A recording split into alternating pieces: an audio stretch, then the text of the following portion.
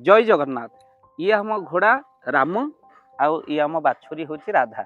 ये परस्पर एत सांग हो जाइछन्ति। ये जिते जन्म है से राम पलि आसुची आ पाखक दीज कथबार्ता होती। आज देखो ये केमती हो तेणु राम को देखिले माने बाछुरी भारी खुशी, राधा आमर भारी खुशी। तेणु परस्पर भितर एमती कथबार्ता आपड़ शुणिले आश्चर्य, मुह को मुह जोड़ी देकी से कथबार्ता हे। तेणुक देखु मनीष आजिकल समय मनीष मनीष प्रति भल पाइबा ना, किंतु देखु आम ये गोटे परिवार, ये मो राम, ये मो राधा। देखु ये परस्पर भितर केते खुशी होती जी जन रही आउ ये परस्पर भितर भल पाइबा से भाव रही। सबुठ बड़ आश्चर्य कथा ये दीजन जाक के मरामरी होती ना।